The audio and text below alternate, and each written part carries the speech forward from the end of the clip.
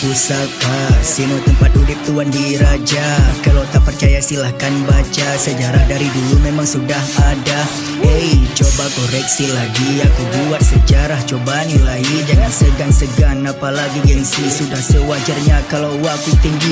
Duduk sejenak dan cobalah ingat, kamu kasih susah inan rasa mangat. Watesinan sakit, kakak mau berubah. Pakan ongkap pulih, kamu hanka berat. Aku keras kepala tak tahan amarah. Aku berhak bicara tapi bukan marah. Jika memang begini kau anggapku salah, apa kabar yang dusta tak rasa bersalah?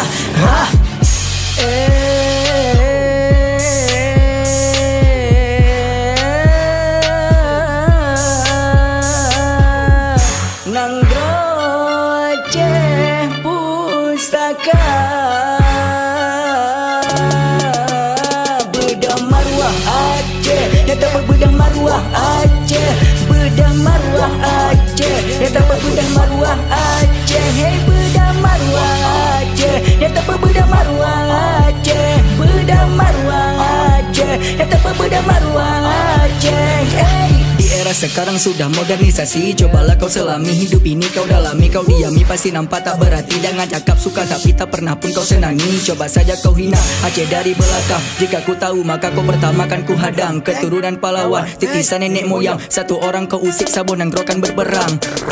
Tak punya pangkat tapi aku kan dikenang, semua takap gambarku dicuci dan dipajang. Jadi jangan kau heran, teriakan seniman. Sekarang ku bersua kan ku penat dalam diam, maka cukup dengan kata ku berorasi, tak perlu kau kang. 4 menit lebih saja kan aku sudah buatmu kekang. Ambil pedang dengan parang, jangan lupa kibar bendera maka kita akan menang.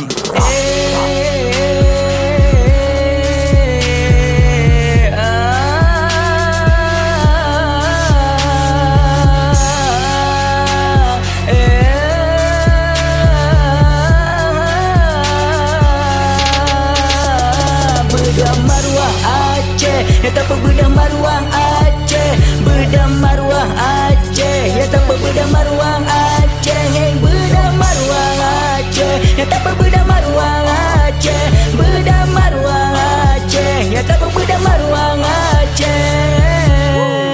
I'm here, always keep it real. Kerjaku for real, tak pernah nyicil. Karyaku dinikmati, tak perlu makan waktu. Budayaku lestarikan selalu dalam lagu. Tak pernah ku lupakan jasa pahlawan. Walaupun seniku beda aliran, tetap aku number one di antara seniman. Kalau kau kurang waras, aku yang kendalikan. Putar balik fakta semua sejarah yang ada, terbuat ku rapuh untuk tetap berdiri.